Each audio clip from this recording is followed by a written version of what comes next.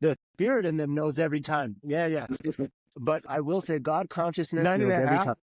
out of 10. Yeah. Every time. And that's my next point is recovery material narcissism.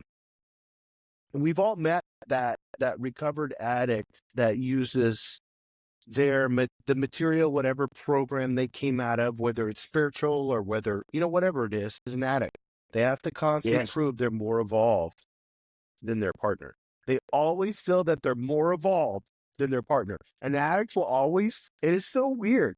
We have so much fucked up shit in our life, but we feel like we're always better than our partner. The ego Where does that come from? The ego is the part of me that wants to compete. The ego is the part of me that compares. And the ego is the part of me that deals with levels. Well, they're a little spiritual. I'm way more spiritual than that motherfucker. Yeah. So it's another way to say it is just my ego has snuck into my spirituality. Isn't that funny? Isn't that funny? Well, they're kind of spiritual, but I know I know way more than they know. I never know. And again, I'm not allowing they don't know people to have their own healing journey. We talked about the last time, bro, was what's the story? What's the story? So human beings' brains perceive the world story first, object second.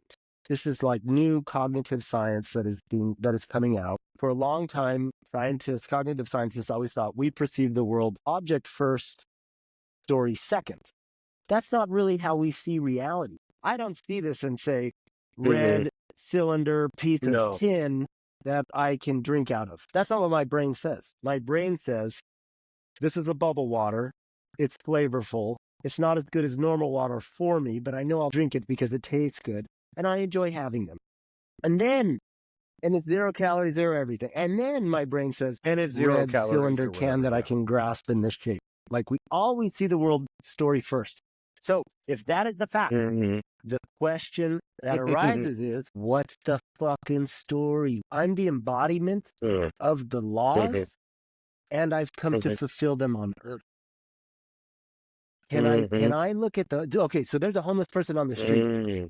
Does my brain say, fuck that motherfucker? He should have a job. My tax dollars are paying for him to be able to blah, blah, blah. Power, power, power.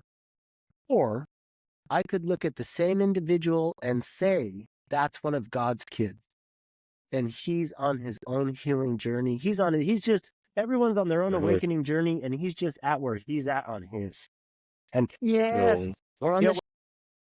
and I feel when you're super narcissistic on this spiritual wokeism that we all get, when we start feeling that we're superior in our recovery, we become powerful, more arrogant, very powerful, instead of more loving. And we don't even realize it, but we're coming into a relationship as this arrogant asshole. Get to go my way. And you're exactly right, brother. It's because I used to be able to navigate the world using a substance.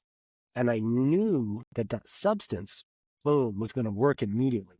I could control the way I felt. I was going to feel a particular way. I was going to not have to deal with the emotions. I was not going to have to deal with the fear, the worry, the lack. I could numb that out.